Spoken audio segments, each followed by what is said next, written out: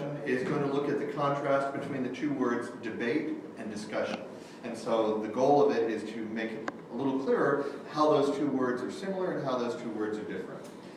You may have well had experience with discussions before. For example, if you took the small group communication class, where you've done group discussions in high school or in a basic speech class or in interpersonal, you probably have a feel for what discussions are generally like.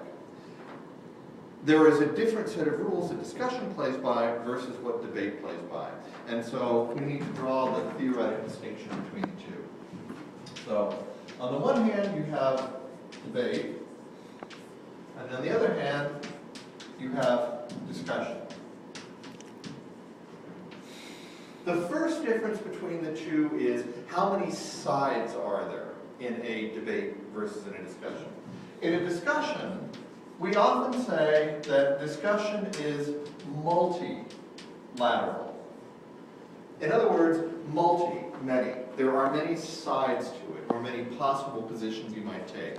For example, I once was working with a class that was doing a discussion on a terribly broad topic, which was too broad, but it was on the question of what should we do to solve poverty in America?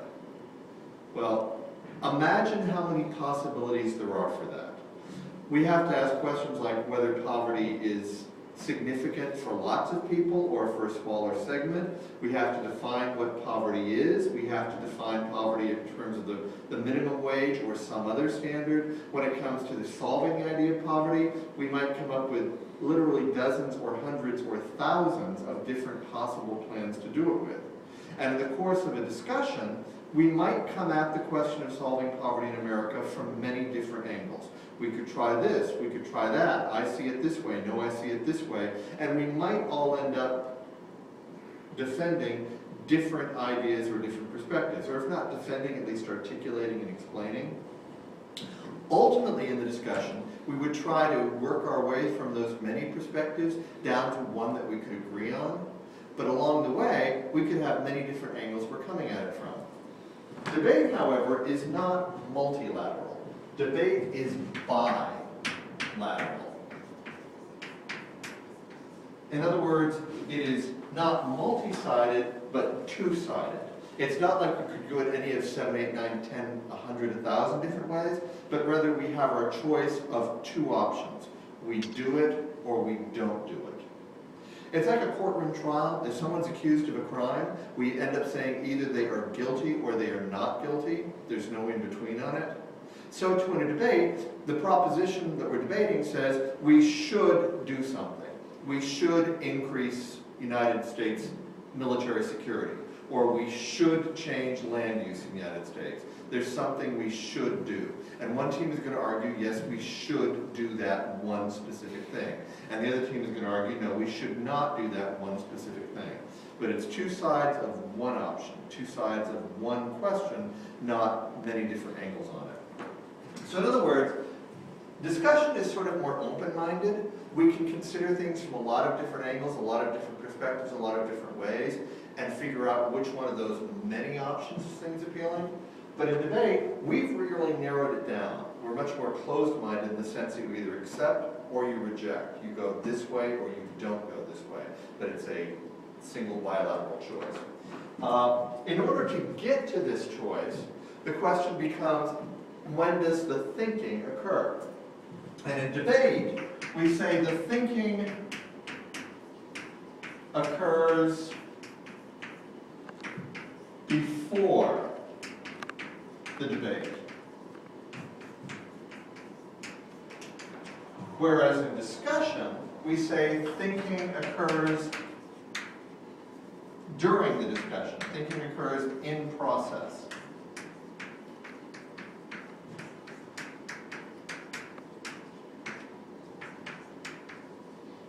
Okay, what's that mean? When you come into a group discussion, you don't have your mind made up. When you come into a group discussion, you've collected your data on the area, I've collected my data, we both have lots of different fragments, we both have lots of ideas that may not mesh with each other very well, but it's sort of information gathering and sharing. So in the process of the discussion, we are free to explore many different options. I can disagree with myself. I can incorporate information I wasn't aware of before. We can coordinate with each other, we can compromise with each other, we can learn from each other, and we can build toward a final decision. And ultimately, in the course of the discussion, we will want to incorporate diverse perspectives, we will want to look at it from many different angles, and we'll want to process the ideas in order to reach the conclusion during the discussion itself. But in a debate scenario, the thinking occurs before the debate. In other words, when I walk into the debate, I know where I stand. I know what side I'm on. I know I'm going to defend this argument, or I know I'm going to oppose this argument. So I am not open to your ideas. I am not open to your new information. I am not open to your perspective. Rather, I must defeat your perspective, or I must show the holes in your perspective. But I can't compromise, I can't coordinate, I can't incorporate. I simply have to support or oppose. So we say then in terms of when the thought process occurs, in discussion, we bring the raw materials, we work through it to reach a conclusion during the discussion, whereas in a debate, we've thought it through, we've developed our perspectives, we know where we stand when we walk into the courtroom. Think about it, for example, in terms of a board meeting. We're having a board meeting to decide what we should do in terms of selling our new product. And so everybody comes in with their ideas, everybody comes in with their perspectives, and we argue it out. And we look at different angles we could try. That's a discussion. But in a courtroom, you don't have the prosecution and the defense walking in going, I don't really know if he did it or not. Do you think he's guilty? What do you think? Do you have any data? Hey, let's share it. Rather, at the point they walk into the courtroom, the prosecution knows they are committed to prosecuting the accused, and the defense knows they're committed to defending and trying to get free the accused, and they're not going to switch sides. The defense lawyer cannot, in the middle of it, go, hey, you know what, I think he's guilty, let's put him in jail. And the prosecutor is not free to say, hey, you know what, I think we made a mistake in this one. Let's argue in favor of letting him free. Okay? Granted, sometimes cases get dismissed or charges get withdrawn, but the typical model is we know when we walk in that we're going to oppose and we're going to support. Here, I don't know yet where I stand, let's work it out. A third point of distinction between the two then that flows out of this is debate is inquisitive. Discussion is inquisitive. I am inquiring into the question. I am genuinely interested in learning more. I'm trying to find out more information. I'm questioning. I'm offering the option of hearing what you have to say. I'm genuinely inquisitive. I'm genuinely curious. But I'm not being inquisitive in the debate situation. Rather, in debate, I am defensive. Not as in, oh, I think I'm wrong, I'm all defensive about it, but rather as in, I am defending. I will defend the position I have selected or the position I've been assigned to. I will stand by it.